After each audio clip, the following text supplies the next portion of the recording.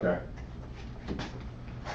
Because if I could kind of get an idea of what kind of questions we might be getting into, because I just have the PowerPoint presentation to kind of keep me on track so I don't get distracted and ramble on, because once you start storytelling, it's easy to go back and forth.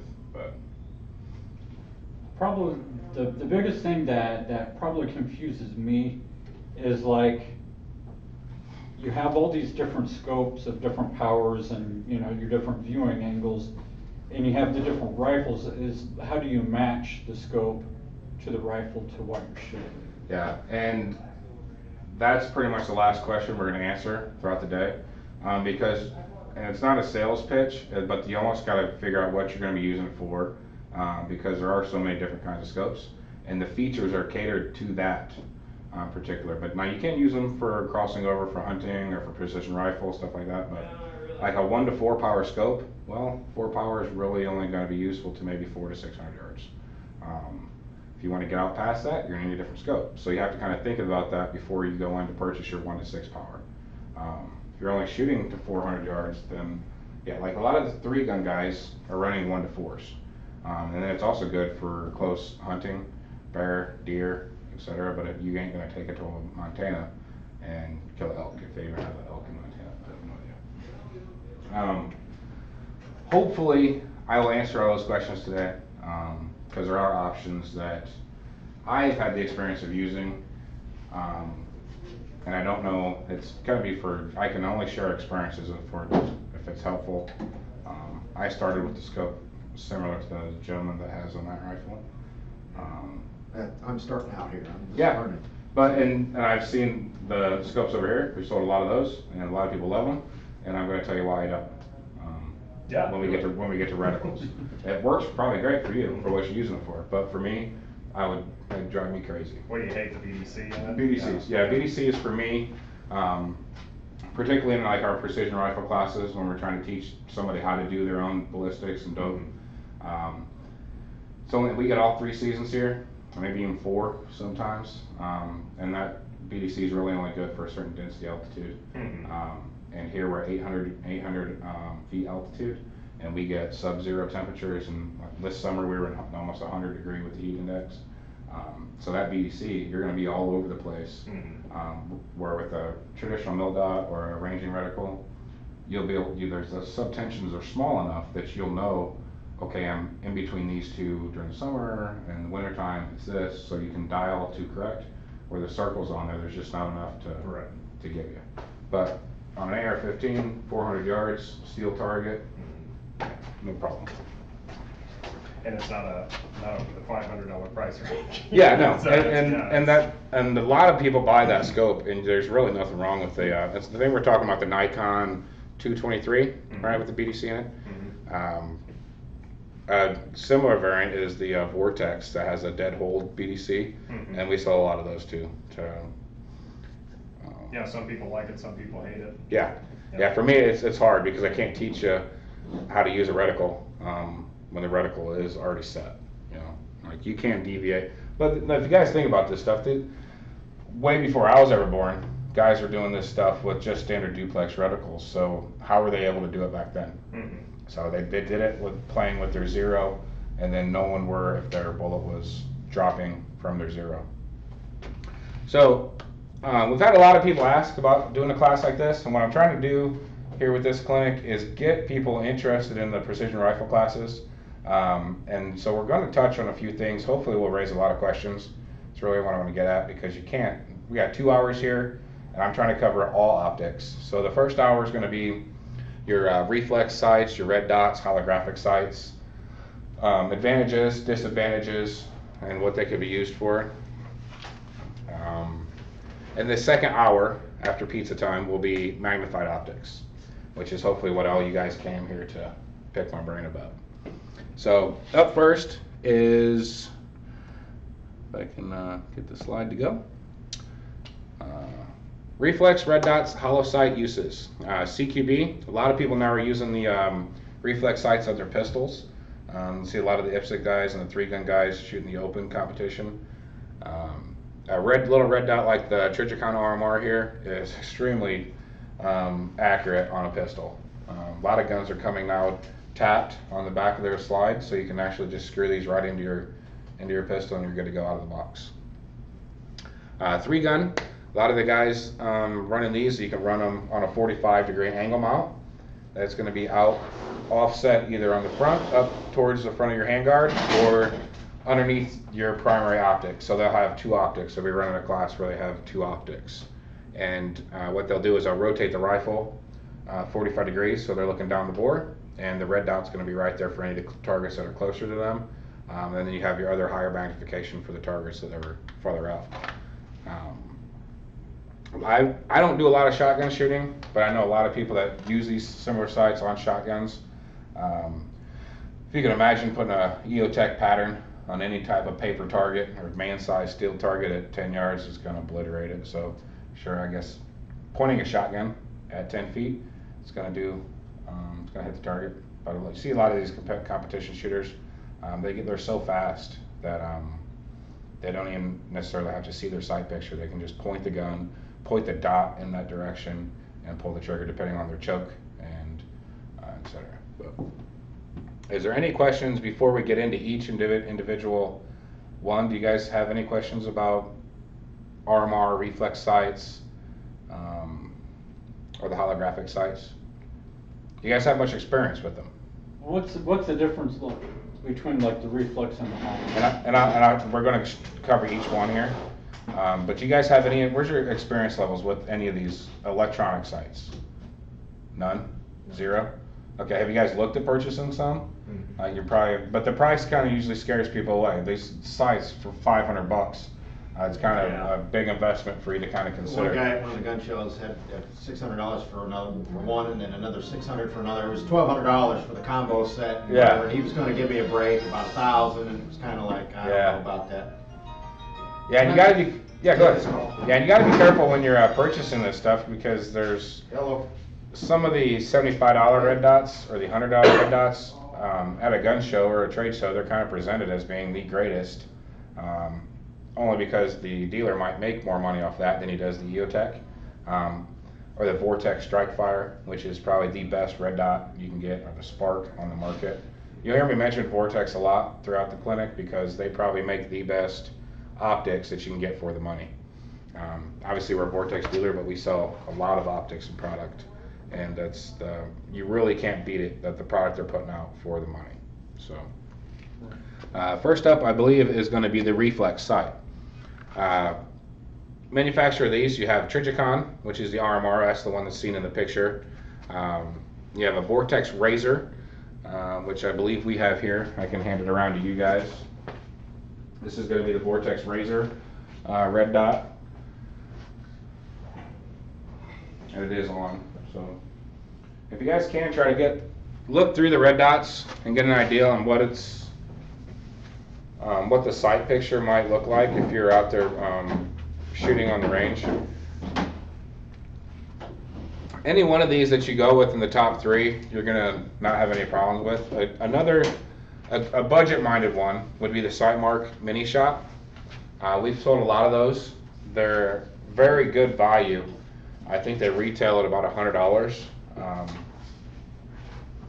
So for a guy just getting into it, that might be a model that you might want to look into. Some of the SNIPERCO stuff I wouldn't necessarily consider, but that model is a pretty good product. What model did you say? It's the SNIPERCO Mini Shot. Yep. Oh, Now, is this more for like 3-gun shooting when you just want to line it up real quick and hit it? There's going to be a lot of advantages to these because you have a bigger field of view, Right. quicker engagement. You can be a little quicker than it than trying to look through a magnified optic. Or different platforms. Obviously, it's going to be harder to put a scope on your Glock. Right. So these are very small, and the batteries last quite a long time because they don't draw a whole lot of juice. With this Trigicon RMR, it's actually battery operated and sunlight operated, I guess, whatever. So solar, sure.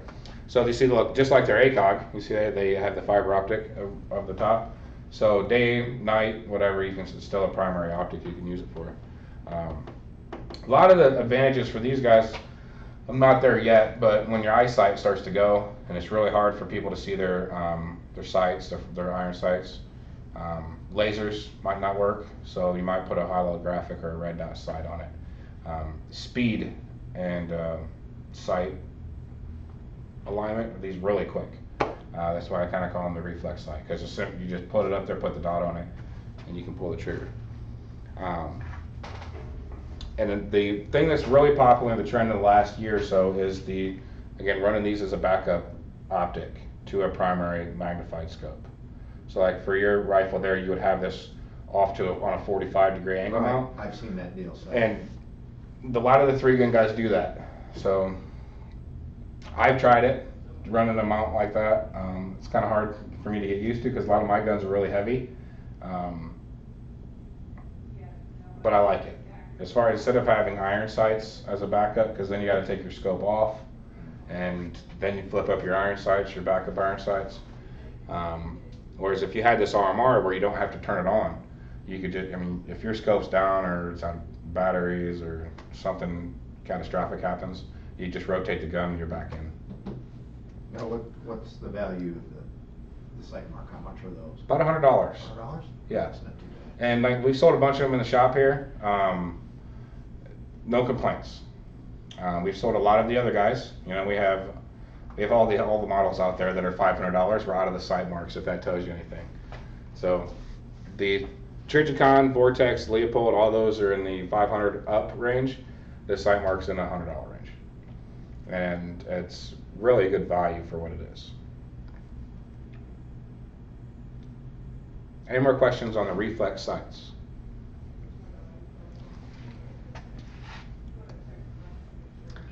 So this is about what your sight picture should look. And you see he's got it mounted here on a Glock, and you can see how he can, he's, what do you say, about 30 feet maybe away from that target. And it's very easy to put that red dot. I don't know if you guys can see it back there. If we have to kill the lights, let me know. But you can very clearly see the red dot sitting there on the target.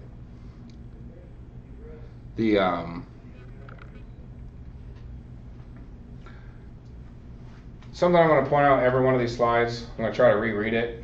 I just skipped over on that one because I have it in here 4 times. But it's a nice little reminder that with all these electronic sights, you have to change your batteries, have to have extra batteries. That's why they have everything you see now with the stock and your foregrips, they have battery compartments. The new EOTechs, they take the new CR123 batteries, whatever, they last a long time. But the little watch batteries, they don't last very long. They'll last you a summer maybe. You forget to turn it off. Look for features that have auto shut off and stuff like that. But the problem that I have with these electronic sights is either the battery's dead when you need it, or you go to pull it up to use it and you got to turn it on. It's okay when you're at the staging line of your competition, or if you're going hunting. But in a self-defense scenario, you might not have the time to turn on your optic, if that makes sense. Red dot sights. These are very popular as far as the aim point style. You guys familiar with the aim point? It's a little bigger model, not as small as the little reflex sights. Again, Vortex comes in at the best value. Their strike fire is about $169, and it comes with rings, and it comes with a little magnifier you can see there in the picture. Just screws into the back of the red dot, so if you wanted to shoot it with a little magnification, or you could just unscrew it and leave it off. Bushnell has a very good value, TRS 25 red dot. It's very small, it's kind of like the micro aim point, but it's a fraction of the cost. So the Bushnell TRS and the Vortex are going to be your good budget-minded purchases. The aim point burst fast fires are going to be your higher tier.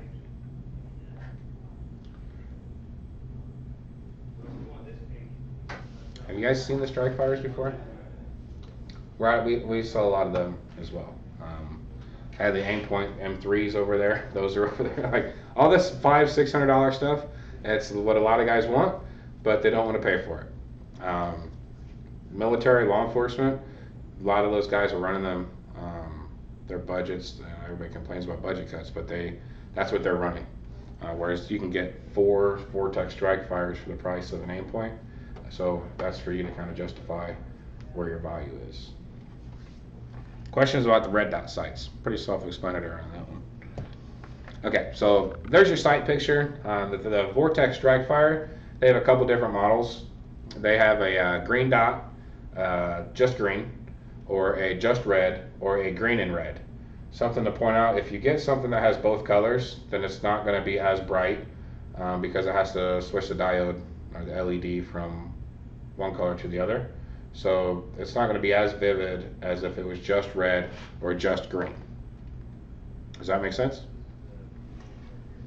I hate to read this. I'm going to have to look this way and read it to you guys. Oh, I guess I can read it off my iPad and quit turning. Okay, so this is a little snippet, and I post a link to this website where they give some good information, where I found these good articles just to kind of help share. Maybe I'll post them on our Facebook page later to good reading information. And again, in our clinic, I'm just trying to touch on some of this stuff. And I know you guys aren't going to regurgitate a lot of the information I'm trying to throw out there. I just want you to retain some of it, and maybe ask more questions or sign up for a precision rifle class. But your sight picture on a red dot will look as pictured. What their article says is always keep the reticle brightness adjusted as low as possible for the lighting conditions. This will give a clearer sight picture and obscure the target less. A common complaint he hears about red dot optics goes like this. On sunny days in Arizona, I have to turn the brightness almost all the way up in order to see the reticle. Well, duh, that's what the knob is for, and use it. So a lot of the people with these red dots and the reflex sights and some of these other electronic sights is they don't use those settings, the illumination settings, as far as turning it down a little bit or turning it up. Cloud cover, shadows, what you're shooting at. If you're shooting at a white steel target, if you're shooting at paper, all that stuff, you need to adjust it because it's going to affect your sight picture. If the contrast isn't right, the sight picture is going to get blurry and a little obscured for you. You can see here, the Vortex is really nice because the buttons are right here on the back. It's got a night vision button on the left, and then it's got the intensity levels just up and down right there. Really quick and easy to get to. And like I was saying, that model right there is only $169, I believe, retail. Holographic sights, okay? These are the EOTechs. Pretty much the EOTech is the only and leader in the market of holographic sights. Sightmark does make one that looks like an EOTech, and there's another company that makes them for Cabela's that kind of look like EOTechs. Be leery of some of these. If you don't pay $500 for a holographic sight, you're probably getting a knockoff. We've had a couple come into our shop. An easy way to know you're getting a knockoff is if you look down in there and you can see a little red dot on the front of the EOTech as you're looking down into where your sight picture, your reticle would be, you'll see a little red dot.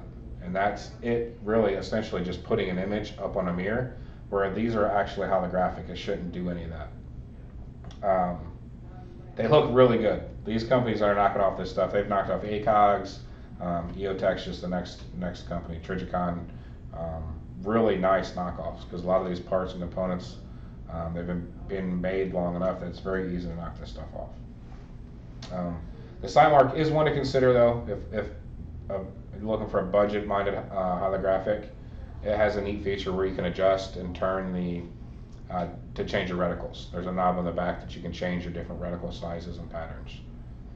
But EOTech, that's the one I'm running, and I guess it'd be a good time to show you guys about what that looks like. You can see the picture there. That's the EOTech with the magnifier flipped to the side. So that's kind of what your sight picture would look like with just your EOTech.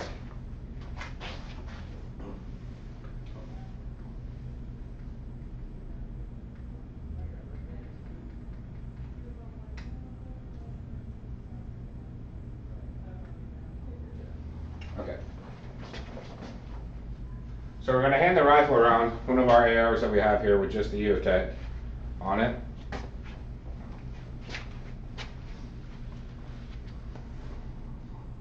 Now, how far out is that good for?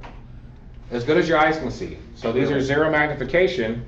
The guys with better eyesight, you can shoot as far as you can see with it. Oh, I would estimate 100 yards is about as good as I can hold minute a man Right. with it. But then that's when they have other accessories that we'll talk about here in a little bit that you can help make that a little bit better. And I see you moving your head back there, looking around at it. Well, I have contacts, and it's, you Yep. know, I got a ways to go with that. Well, So and I get a little float on that. right, and people with stigmatisms, Yeah, that's right. contacts, glasses, all these electronic sights play havoc on them. Until, if you get the rifle and you put it on a stock and you put it at the right distance away from you, kind of like where you would hold your book if you're reading, you got to set it up for you. Electronic sights are very similar to kind of like rifle scopes as far as setting up parallax. They're supposed to be parallax free, but nothing's parallax free, okay? Unless you got like a fixed 10 power scope or something like that. But the way that that works, you can move your head around in there and you can see it moving. Right, Well, I noticed that. yeah, that's bad. You don't want it to move because if you're moving your head, Right. then that's moving your crosshair, then it's going to be moving your group.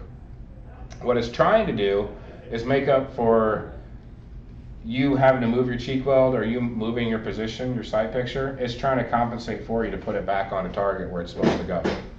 It does a pretty good job of that. Now, mind you, remember what these sights are good for. These sights are good for CQB, for 3-gun, shotgun, home protection, hunting, stuff like that. Okay, these aren't precision instruments. Yeah, I had a hard time justifying paying the $600 for that. The guy, it was an EOTech. He Yeah. wanted to sell me the EOTech package. With the magnifier, and it yeah. was like $1,200.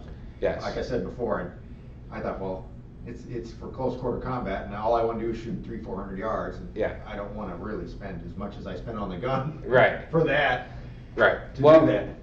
and you'll get there eventually. Yeah. Like, and the way that I try to remind our customers that when they get into this and they start thinking about optics, particularly when you make the jump from 223 to 308, when after a day's worth of shooting you spend $100 on ammunition, and then the next time you go shoot there's another $100 on ammunition, the money you just wasted, per se, because of the equipment that you're using wasn't really up to par. Really takes a sting when 2 years later, when the light bulb comes on, you're like, oh crap, I got this $100 scope on my gun and I'm spending $100 a day every time I go to the range. You'll have this little epiphany that'll come on and say, maybe I can shoot better if I try a different scope. And that's when you come into it, take our rifle class, and you shoot one of our high-end guns that's tricked out with a $2,000 Night Force scope, and see if right off the get-go, if you're shooting better, then you might want to consider buying a better optic. But starting out, you need money in your budget for ammo, range fees, gas. You got to kind of sweeten up the wife a little bit sometimes, But the EOTech, I'm kind of back and forth on. So it's another one of those things where you got to turn it on. You saw me kind of struggling there a little bit to turn it on. Did I check to make sure it was on? You look in there, it's like, is it on? Oh crap, turn it back off. But you can't beat the quality for what it is. There's a reason why they cost $500-600. You can get them sometimes. Now the older models, you can get the deal on them sometimes. Gainer Mountain, Cabela's, places like that. Sometimes they'll have a special that you can get them for $3.99 or something like that. But here, you don't get that deal. We can't afford to give them away for $400, but you can find law enforcement trade-ins. Just look at it. Make sure it's real before you consider an EOTech. Because they are knocked off very easily. And so don't buy an EOTech on eBay. Sorry, eBay, but don't buy an EOTech on eBay. Okay, magnifiers. All right, so there's the package guy at the gun show was trying to sell you. Yeah. Vortex in their own right, again, has their 3x magnifier. They've been really hard to get. A lot of the Vortex products over the last few years have been really hard to get because of demand. I believe they're coming out with a new magnifier, or they're changing the mount or something like that, but the Google searching I did for this, I think Vortex makes a 3x magnifier. EOTech, which is extremely expensive, is a 4x. It's a really nice magnifier. It is really nice, but for 5 times the price of anybody else's magnifier, that's for you to decide. The UTG magnifiers, and before the guys on the internet and the guys watching at home, UTG makes some of the best entry-level products that you can get for the guys that are budget or getting started. Their rifle op, their scopes, their red dots, their magnifiers, their hand guards, all of their products over the last couple of years, a lot of the stuff, their optics are still made in China, but don't kid yourself, a lot of the big top 5 guys get components from Japan, Germany, China, even our dear favorite Night Force is made in Japan on the tube. They're assembled here, but some of the parts, components get, kind of shipped in from all over the world. UTG does have a home facility up here in Michigan, so about an hour and a half north of us. So don't rule them out as somebody else to get started. They have great warranty, great customer service. Their electronic sights are made in China, but they're very affordable, and it's a good entry-level product. SightMark, the 3, 5, and the 6X. This magnifier I don't really recommend a whole lot. I've seen a lot of guys come in and bring them in. The detents on them kind of wear out. And your magnifier, when I'll show you on the next conversation, you see how the magnifier is directly lined behind the EOTech in that picture? If it isn't lined up correctly, you need some kind of adjustment to bring it up or down to get it to line up with your reticle. Well, on certain models, from you moving it to the side and back and forth, the detent will get worn out. So then it won't line up. It'll be kind of shaky and wiggly as you're shooting the gun. The magnifier kind of wobbles. Well, that kind of defeats the whole damn purpose in my mind. But they say that Google in theirs, they have a 3, a 5, and a 6 power. Maybe they've discontinued some models or whatnot. But the SightMark one, I would, if I had to choose between the two, I would go with the UTG. We've sold hundreds of UTG magnifiers here in the shop, and everybody's been happy with them for the money. Any questions about magnifiers? Because you can also use magnifiers on just red dots. You don't have to use them on the holographic sights. And it kind of fits that void between do you want a 1 to 4 power, or do you want that red dot and 1 to 6 power? So the magnifier red dot kind of plays both roles, but you can see the amount of hardware now we have on top of the AR right there. And the extra skills you got to be able to do to flip it back and forth, and you're trying to do your mag loads and whatnot. But I like that setup for a while. I could get out to probably about 200 yards with the magnifier. But you notice mine is missing the magnifier. And I'll show you why here in a minute. No questions on magnifiers, right? Sight picture. Okay. A magnifier can be used to quickly add precise, longer ranging ability to a red dot type sight, including Vortex Strike Fire. The red dot sights, the VMX3 is easy to use. The dot does not require any special sight ins. Just zero in the red dot scope as normal, then add the VMX3 behind the scope for additional magnification. Includes the basic mounting ring and provide absolute co-witness on the AR-15 rifles. So here we hear the first term, co-witnessing. Are you guys familiar with that term? Nobody? Good. Brett, you familiar with it? Yeah. Okay, good. All right. So there you see the sight picture again.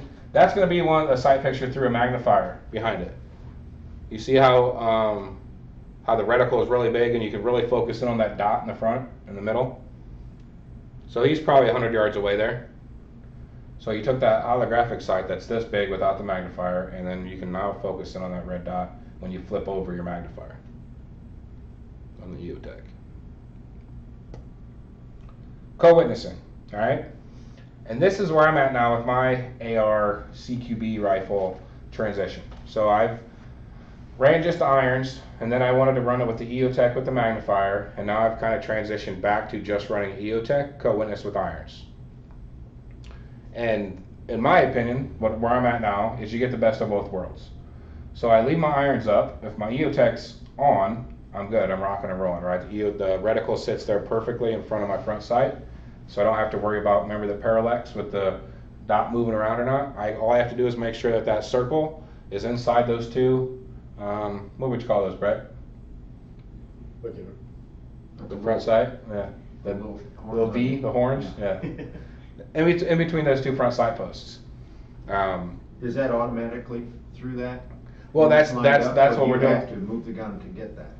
That's the co-witnessing part of it. So That's when a true 100% co-witness, what he's showing you there. Yep.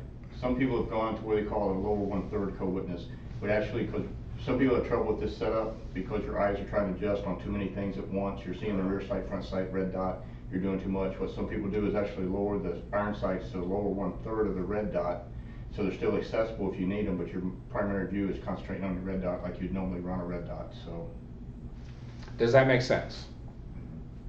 I like to do the 100% co-witness.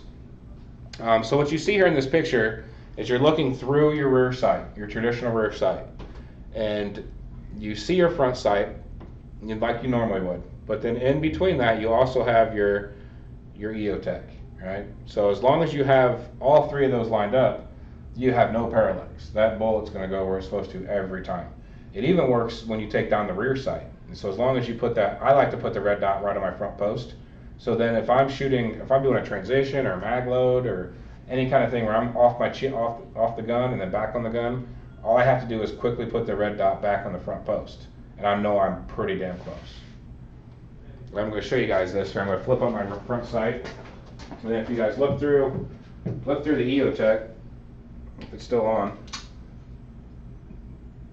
Yep. And you'll see there's parallax in there where you can move your head around and you'll see the EOTech kind of moving around. So what you want to try to do is you're going to manipulate your head until you put the front dot on your front post. Okay, that was my question. Yep. How to, But if you already have set up, or do you have to figure it out? Well, if you have your irons on, Right. and those are zeroed, you just flip those up, you look through your rear sight, and then you get this. It's pictured here. But if you don't have your rear up, and you just look through it, you gotta make sure you put that red dot on your front sight. Okay. This, I'm exaggerating here because there's no stock on the gun. We just have the upper here. There's So, nothing to put your, right, so it's gonna be exaggerated because you don't have the rifle in your shoulder and no cheek weld. So there you can move your head around and you'll see the whole reticle moving around the front sight. okay, I got you.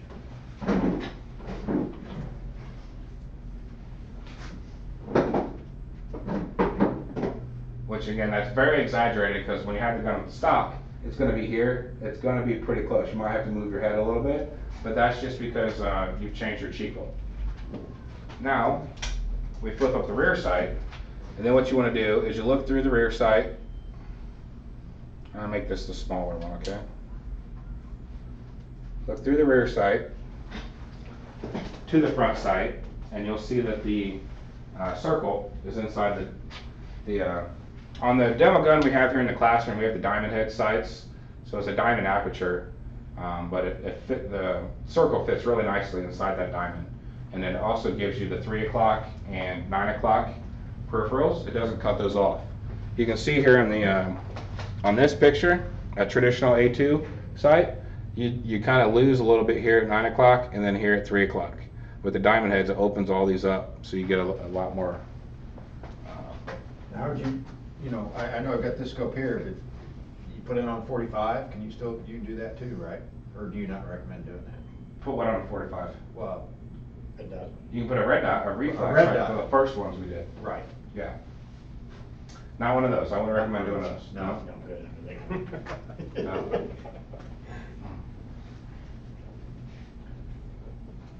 So hopefully that gave you guys a good visual as far as what, and again, they advertise these as being parallax free. As you guys can see when you move your head around, it moves, right? And it's not supposed to. So everything has parallax. So when we get to rifle scopes in the second part of this, being parallax free is very important. It has a lot to do with your being consistent, so you can be accurate. If you're changing your cheek weld, even just moving your head a little bit on your sight picture, but remember we're trying to shoot less than an inch at 100 yards. So you moving your head just like this, you can see how much it moved that holographic sight. It's doing the same thing with your scope reticle. It's going to be moving your groups all over the place just because you kind of tilted your head, or how many times you guys pull the trigger and shoot, and then you kind of take your head off the gun. You want to look to see where, like you could see where the bullet went. If you pull the trigger and you kind of look down there and you can't see where it went. So the bullet's already done its thing.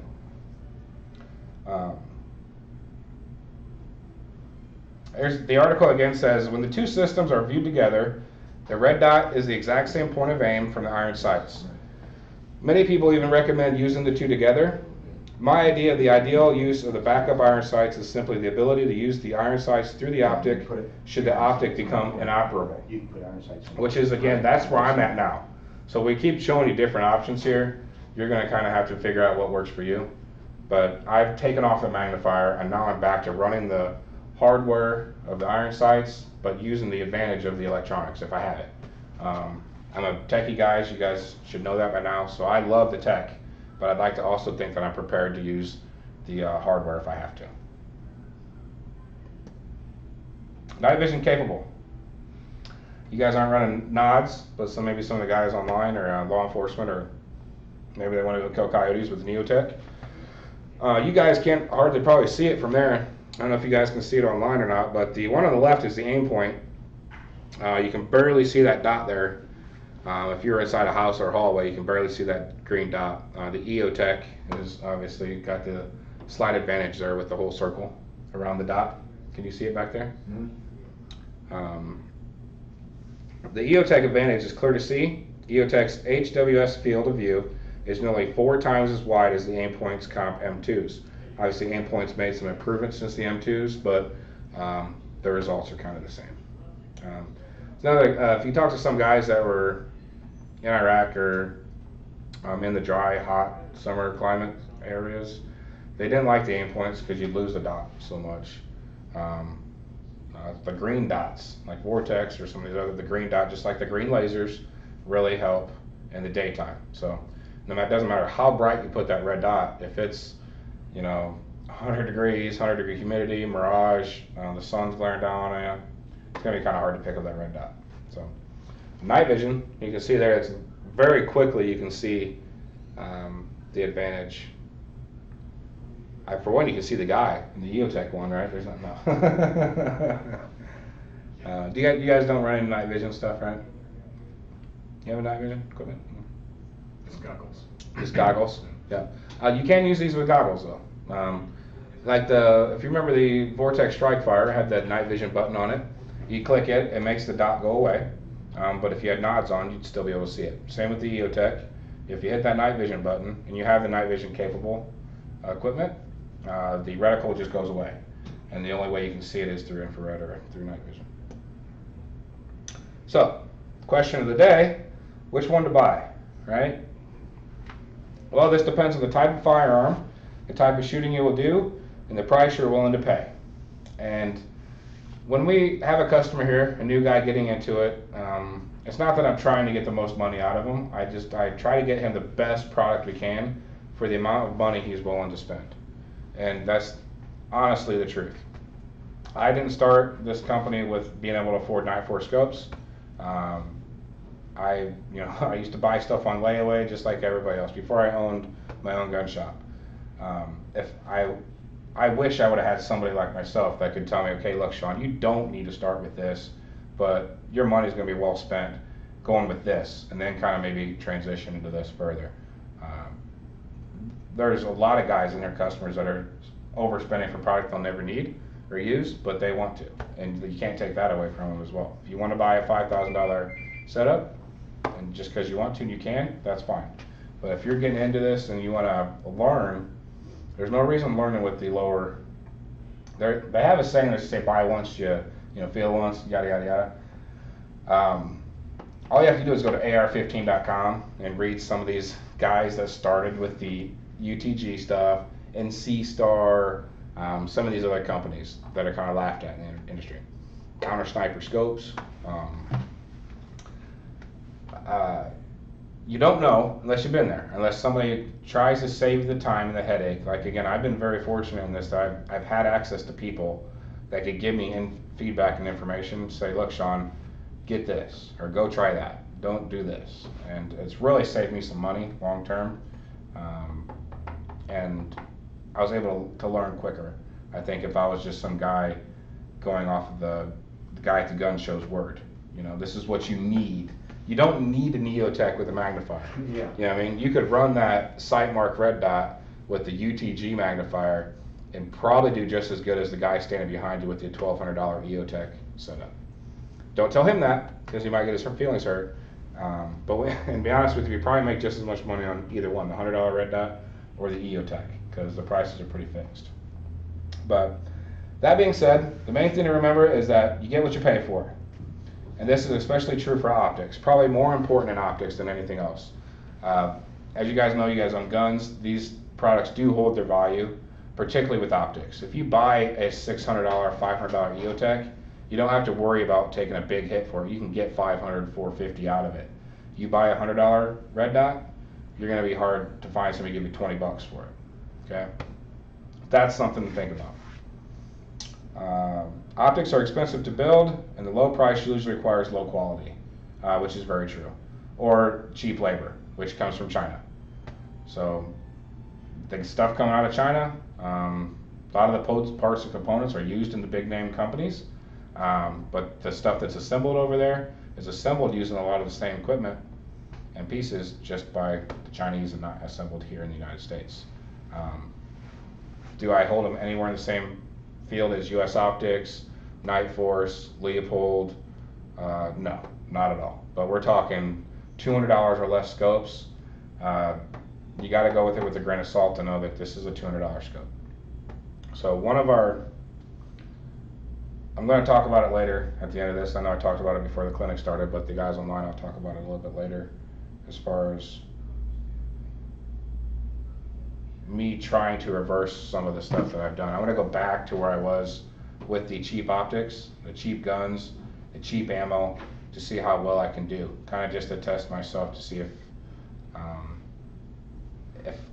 my poor marksmanship abilities, because I don't get to shoot as much as I used to, are making my great equipment is making up for some of my piss poor habits, if that makes any sense. What time you guys got? You know? 10 till or so, 11 till. 10 till 7? Yeah. All right, that's perfect. That concludes the first session, though. So we'll smoke it. I'm going to answer some questions here locally for some of the guys. Hopefully Josh ordered some pizza. But when we get back, the whole second hour, whole second segment is magnified optics, rifle scopes, etc.